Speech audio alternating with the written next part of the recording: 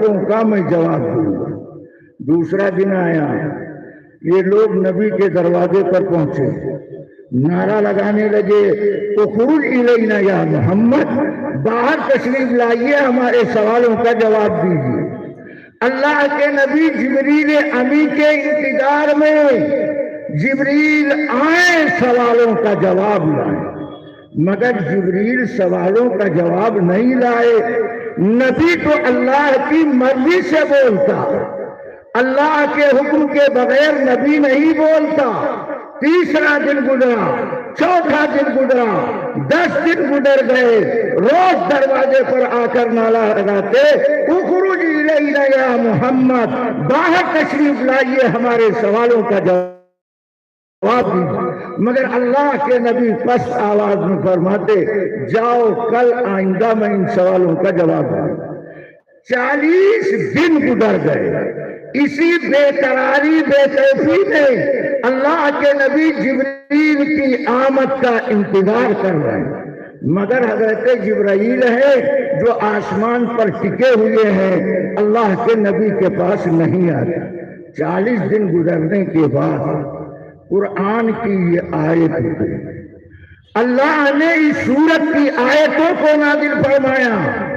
سورہ ضحیٰ سے لے کر سورہ ناس تک تمام صورتوں میں حضرت محمد رسول اللہ صلی اللہ علیہ وسلم کی سیرت طیبہ کا تذکرہ کیا گیا۔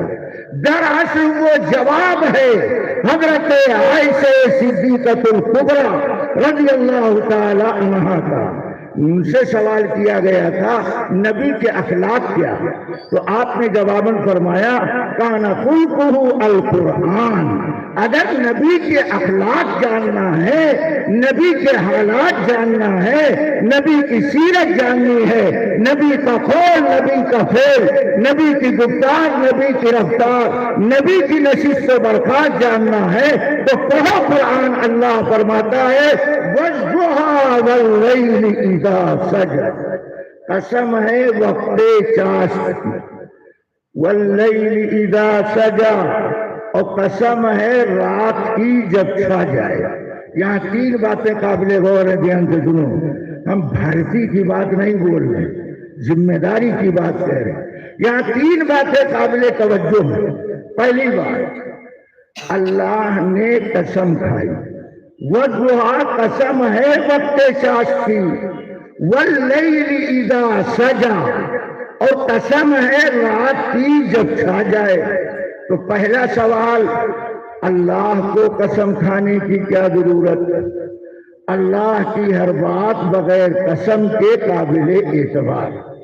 دوسرا سوال، اگر اللہ کو قسم ہی کھانا تھا تو اللہ مکان مقدس کی قسم کھاتے، زمان مکرم کی قسم کھاتے، اللہ چاشت کی اور رات کی قسم کھا رہے ہیں۔ اور تیسرا سوال، اس قسم سے اللہ بتانا کیا چاہتے ہیں؟ اس قسم سے اللہ بتانا کیا چاہتے ہیں؟ میں تینوں سوالوں کا بھی ترتیب جواب دیتا ہوں۔ اللہ کو قسم کی کوئی ضرورت نہیں، اللہ کی ہر بات بغیر قسم کے قابل اعتبار ہے۔ لیکن عدالت کا ایک اصول ہے کہ جب کوئی آدمی کوئی دعویٰ کرے تو مدعی اپنے دعوے پر دلیل پیش کرے۔ اگر مدعی نے اپنے دعوے پر دلیل پیش کر دیا تو اس کا دعویٰ قابل اعتبار ہے، اور اگر مدعی دعوے پر دلیل نہیں پیش کر سکا تو پھر مدعا علیہ کے ذمے قسم ہوتا۔ یہاں اللہ نے اس پس منظر میں قسم کھائی ہے، اللہ کو قسم کھانے کی کوئی ضرورت نہیں۔ رہا دوسرا سوال کہ قسم کے لیے زمان مقدس، مکان مقدس کا حوالہ نہ دے کر وقت چاشت اور رات کی قسم کھائی۔ اس سوال کا دوسرا جواب یہ ہے کہ چاشت کا وقت ایسا وقت ہے جس وقت میں کوئی فرض نماز نہیں۔ چاشت کا وقت وہ وقت ہے جس وقت میں کوئی فرض نماز نہیں۔